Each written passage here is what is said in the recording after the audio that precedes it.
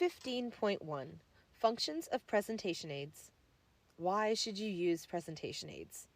If you've prepared and rehearsed your speech adequately, shouldn't a good speech with a good delivery be enough to stand on its own?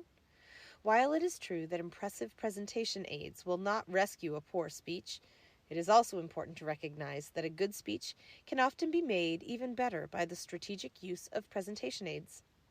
Presentation aids can fulfill several functions. They can serve to improve your audience's understanding of the information you're conveying, enhance the audience memory and retention of the message, add variety and interest to your speech, and enhance your credibility as the speaker. Let's examine each of these functions. Improving audience understanding. Human communication is a complex process that often leads to misunderstandings. If you are like most people, you can easily remember incidents when you misunderstood a message or when someone else misunderstood what you said to them. Misunderstandings happen in public speaking just as they do in everyday conversations. One reason for misunderstandings is the fact that perception and interpretation are highly complex individual processes.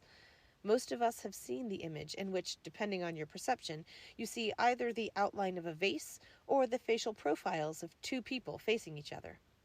This shows how interpretations can differ, and it means that your presentations must be based on careful thought and preparation to maximize the likelihood that your listeners will understand your presentations as you intend them to. As a speaker, one of your basic goals is to help your audience understand your message. To reduce misunderstanding, presentation aids can be used to clarify or emphasize. Clarifying. Clarification is important in a speech because if some of the information you convey is unclear, your listeners will come away puzzled or possibly even misled. Presentation aids help clarify a message if the information is complex or if the point being made is a visual one. If your speech is about the impact of the Coriolis effect on tropical storms, for instance, you will have great difficulty clarifying it without a diagram because the process is a complex one. There's a diagram in Figure 15.1 in your book, and it would be effective because it shows the audience the interaction between equatorial wind patterns and wind patterns moving in other directions. The diagram allows the audience to process the information in two ways: through your verbal explanation and through the visual elements of the diagram. There's another figure, 15.2. It is the model of communication. It's an example of a diagram that maps out the process of human communication. In this image, you clearly have a speaker and an audience, although they're slightly abstract, with the labels of source, channel, message, receivers, and feedback to illustrate the basic linear model of human communication. Another aspect of clarifying occurs when a speaker wants to visually help audience members understand a visual concept. For example, if a speaker is talking about the importance of petroglyphs in Native American culture, just describing the petroglyphs won't completely help your audience to visualize what they look like. Instead, showing an example of a petroglyph, like you can see in Figure 15.3, can more easily help your audience form a clear mental image of your intended meaning. Emphasizing. When you use a presentational aid for emphasis, you impress your listeners with the importance of an idea. In a speech on water conservation, you might try to show the environmental proportions of the resource. When you use a conceptual drawing like the one in 15.4, you show that if the world water supply were equal to 10 gallons, only 10 drops would be available and potable for human or household consumption. This drawing is effective because it emphasizes the scarcity of useful water and thus draws attention to this important information in your speech. Another way of emphasizing that can be done visually is to zoom in on a specific aspect of interest within your speech. In Figure 15.5, you will see a visual aid used in a speech on the importance of various parts of Chinese characters. On the left side of the visual aid, we see how the characters all fit together, with an emphasized version of a single character on the right. Aiding retention and recall. The second function that presentation aids can serve is to increase the audience's chances of remembering your speech. A 1996 article by the U.S. Department of Labor summarized research on how people learn and remember. The authors found that 83% of human learning occurs visually, and the remaining 17% through the other senses. 11% through hearing, 3.5% through smell, 1% through taste, and 1.5% through touch. Most of how people learn is through seeing things, so the visual component of learning is very important. The article goes on to note that information stored in long-term memory is also affected by how we originally learned the material. In a study of memory, learners were asked to recall information after a 3-day period. The researchers found that they retained 10% of what they heard from an oral presentation, 35% from a visual presentation, and 65% from a visual and oral presentation. It's amazing to see how the combined effect of both the visual and oral components can contribute to long-term memory. For this reason, exposure to a visual image can serve as a memory aid to your listeners.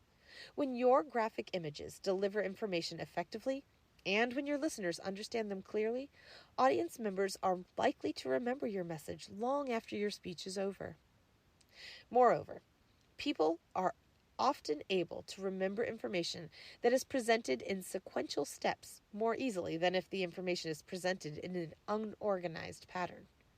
When you use a presentation aid to display the organization of your speech, you will help your listeners to observe, follow, and remember the sequence of information you conveyed to them. This is why some instructors display a lecture outline for their students to follow during class. An added plus of using presentation aids is that they can boost your memory while you're speaking. Using your presentation aids while you rehearse your speech will familiarize you with the association between a given place in your speech and the presentation aid that accompanies that material.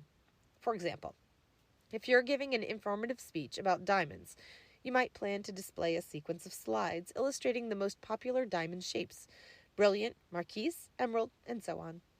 As you finish describing one shape and advance to the next slide, seeing the next diamond shape will help you to remember the information about it that you're going to deliver. Adding variety and interest. A third function of presentation aids is simply to make your speech more interesting. While it is true that a good speech and a well-rehearsed delivery will already include variety in several aspects of the presentation, in many cases, a speech can be made even more interesting by the use of well-chosen presentation aids. For example, you may have prepared a very good speech to inform a group of gardeners about several new varieties of roses suitable for growing in your local area. Although your listeners will undoubtedly understand and remember your message very well without any presentation aids, wouldn't your speech have greater impact if you accompanied your remarks with a picture of each rose? You can imagine that your audience would be even more enthralled if you had the ability to display an actual flower of each variety in a bud vase. Similarly, if you were speaking to a group of gourmet cooks about Indian spices, you might want to provide tiny samples of spices that they could smell and taste during your speech. Taste researcher Linda Bartoshuk has given presentations in which audience members receive small pieces of fruit and are asked to taste them at certain points during a speech. Enhancing a speaker's credibility. Presentation aids alone will not be enough to create a professional image. As we mentioned earlier, impressive presentation aids will not rescue a poor speech. However, even if you give a good speech, you run the risk of appearing unprofessional if your presentation aids are poorly executed. This means that in addition to containing important information, your presentation aids must be clear, clean, uncluttered, organized, and large enough for the audience to see and interpret correctly. Misspellings and poorly designed presentation aids can damage your credibility as a speaker. Conversely, a high-quality presentation will contribute to your professional image. In addition, make sure that you give proper credit to the source of any presentation aids that you take from other sources. Using a statistical chart or a map without proper credit will detract from your credibility, just like using a quotation in your speech without credit would. If you focus your efforts on producing presentation aids that contribute effectively to your meeting, that look professional, and that are handled well, your audience will most likely appreciate your efforts and pay close attention to your message. That attention will help them learn or understand your topic in a new way, and will thus help the audience to see you as a knowledgeable, confident, credible speaker. Key takeaways. Presentation aids should help audiences more thoroughly understand a speaker's basic message. There are 4 basic reasons to use presentation aids. First, they increase audience understanding of a speaker's message. Second, they help audiences retain and recall a speaker's message after the fact. Third, they make a speech more interesting by adding variety. Lastly, by making a speaker's overall speech more polished, presentation aids can increase an audience's perception of the speaker's credibility. Presentation aids help an audience more clearly understand a speaker's message in 2 ways. They help clarify and they help emphasize. Presentation aids can help the audience to understand complex ideas or processes and also show which ideas are most important in the speech.